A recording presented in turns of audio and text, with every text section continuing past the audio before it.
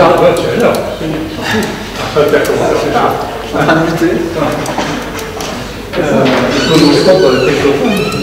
Je vais vous parler donc, des virus de plantes chez l'humain.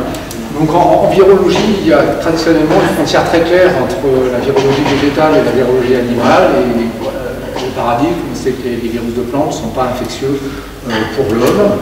Alors, donc ça, c'est fondé sur un certain nombre d'éléments, notamment le fait qu'il y a quand même des différences importantes, globalement, même si elles ne sont pas toujours complètement vérifiées, concernant la nature des virus que l'on retrouve chez les plantes par rapport à ce qu'on trouve chez l'animal et chez l'homme. Chez les plantes, beaucoup de virus à ARN, essentiellement, et puis souvent avec un aspect en bâtonnet, donc des capsides hélicoïdales, à la différence de ce qu'on peut voir chez l'humain. Il y a un peu plus de diversité en termes de type de génome et de structure du virus. Et puis surtout, le mécanisme d'infection passe par généralement des récepteurs spécialisés, spécifiques dans les cellules animales humaines, et ce n'est pas le cas du tout dans les cellules végétales. En fait, il faut une rupture mécanique de la membrane de la cellule végétale qui laisse passer le virus. Et puis par ailleurs, en fait, il y a d'un côté les virologues végétales qui travaillent sur ce type de virus, sur les virus de plantes, et puis de l'autre côté les virologues animaux.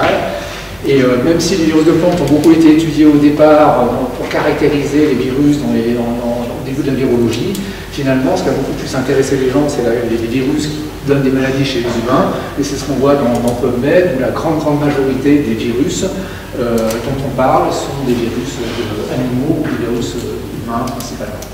Alors, donc, l'adaptation des virus avait été attirée par ce papier qui avait été publié en 2006, qui retrouvait, par une étude métagénomique, donc sans a priori, que les virus qui étaient les plus prévalents dans les selles de 3 patients, les virus ARN, c'était des virus de plantes. Et donc, on retrouvait en premier lieu le virus du piment, le PMMOV, et puis le virus de la musique du tabac. Mais donc, globalement, les virus de plantes étaient les plus prévalents. Et on retrouvait également, par ailleurs, le virus du piment, qui était de loin le plus représenté. Et il y avait eu 12 autres études, également un petit peu plus en 2009, où on retrouvait chez les enfants qui avaient des diarrhées par métagénomique également, des virus de plantes, dont le PMMOV, et puis le virus de la mosaïque du tabac, et puis un papier également qui montrait qu'on pouvait mesurer la pollution fécale en détectant des quantités très importantes de PMMOV. Alors quand on regarde un tout petit peu la littérature pour essayer de comprendre comment si des virus de plantes peuvent être présents chez les animaux ou chez les humains, donc on a certains cas, même si les virus de plantes et animaux sont quand même relativement différents, on a certains cas, par exemple dans la famille des Reoviridés, on a le rotavirus qui est un agent majeur de diarrhée, et puis on a des virus de plantes qui sont très proches, et parfois il y a une telle, ils sont en tout point similaires au niveau de leur génome, sauf une protéine qui sert aux virus de plantes à passer d'une cellule végétale à l'autre via les desmogènes. Par ailleurs, il y a des data montrant que les virus de plantes, certains virus de plantes peuvent se multiplier chez les insectes. Et par ailleurs, également des data montrant qu'on peut retrouver, après inoculation des virus de plantes, notamment le virus de la mosaïque du tabac ou le copimosaïque virus, chez des animaux, après donc, inoculation. Également, ces virus de plantes peuvent entrer dans des cellules animales. Et enfin, donc, on a une exposition extrêmement importante, potentiellement des humains aux virus de plantes, par l'alimentation, par l'environnement. On va le voir par la cigarette, le tabagisme, mais également par la consommation de plantes médicinales, et puis potentiellement de vaccins à base de plantes. Et donc, il y avait quand même quelques données concernant l'humain, mis à part les données des angles, notamment un travail déjà en 1992, vous avez retrouvé dans les selles de plusieurs personnes, donc un autre virus de plantes. Et puis également quelques data chez des mammifères.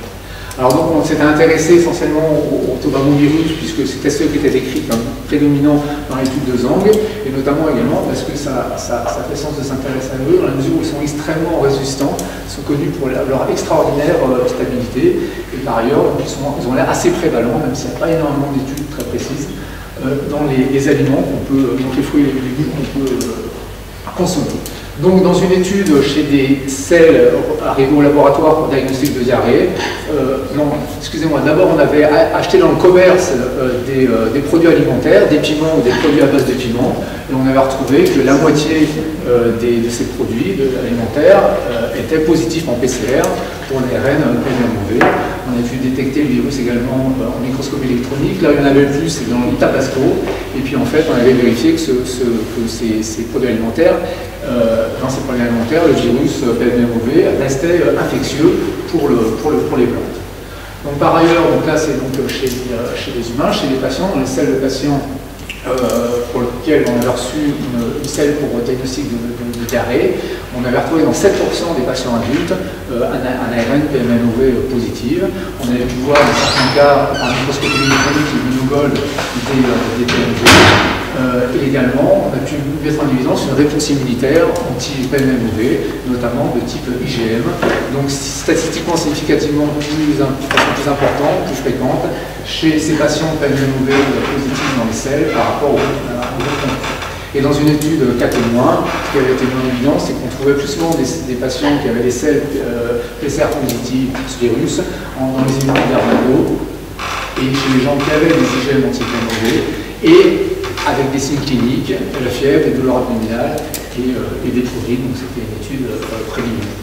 Donc deuxième aspect, l'étude de du virus de la conduite du tabac, et donc avec des données assez anciennes, des années 50-70, notamment des suspicions, des discussions de liens entre le virus de la conduite du tabac et puis le cancer du poumon. Et plus récemment, donc, on a vu les données de mise en évidence du TNV dans des selles humaines. Également dans le laboratoire, il avait été retrouvé de l'ADN de tabac en fait dans les LBA de patients qui présentaient des pneumonies. Donc on a regardé dans les cigarettes si on pouvait avoir du TNV. Donc toutes les cigarettes testées achetées ici chez les buralistes étaient positives. Le virus restait le plus souvent, une fois sur deux, infectieux pour la plante, et on a regardé dans la salive des fumeurs, et donc il y avait une proportion significative de ces fumeurs qui avaient de l'ARN TNV dans la salive, et on n'en avait pas du tout, bien sûr, chez les fumeurs. Et donc par ailleurs, il y a une étude qui est sortie récemment qui montrait la présence d'anticorps anti-TNV chez des fumeurs. Et donc par ailleurs, il y avait une deuxième étude concernant le TNV dans le laboratoire, Stéphanie Bali, qui était étudiante en Est, qui avait pris en charge, avec notamment l'inoculation à la souris dans un modèle expérimental de TNV, de quantité relativement importante, 10 puissance 11, avec détection en fait d'une séroconversion chez des souris, et puis également dans des liquides broncho-alvéolaires, dans les macrophages, détection par PCR de l'ARN TNV. Également au niveau du poumon lui-même qui avait été prélevé post-inoculation, on détectait pendant 14 jours du virus par PCR. On pouvait voir quelques images évoquant une présence de TNV, et puis par des études histologiques ou immunohistologiques également des images, notamment la détection par l'immunohistochimie d'antigènes TNV.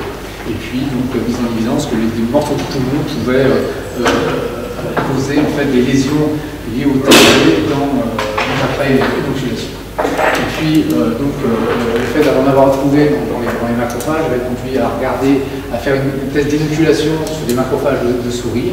Et ce qui avait été observé, c'est qu'on retrouvait pendant à peu près 2 semaines un ARN positif aussi bien dans les milieux de culture que dans les cellules. Et on pouvait voir des images en fait par marquage immunofluorescence de TNV dans les cellules. En tout cas, c'était une évidence que le TNV pouvait entrer dans les cellules. Alors, quels sont les mécanismes potentiels qu'on peut imaginer en termes de pathogénicité, ou même sans parler de pathogénicité, d'interaction en fait entre ces virus de plantes chez l'homme? On a vu qu'il y avait des réponses immunes,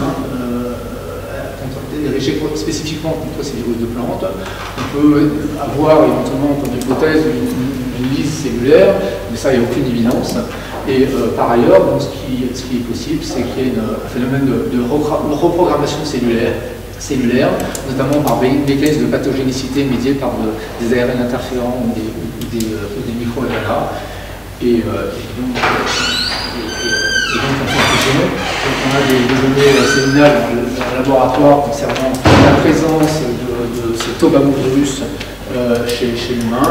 En fait, il y a finalement un nombre très très limité d'études qui ont évalué si ces virus pouvaient être pathogènes, éventuellement vous donner, avoir un effet dans les cellules humaines ou dans les organismes humains, et que ça peut représenter potentiellement un nouveau champ de maladies infectieuses. Et ça pose la question de savoir si les virus de plantes ne peuvent pas en fait interagir avec l'organisme ou les organismes animaux en fait en reprogrammant en fait, les cellules. Voilà. Très bien.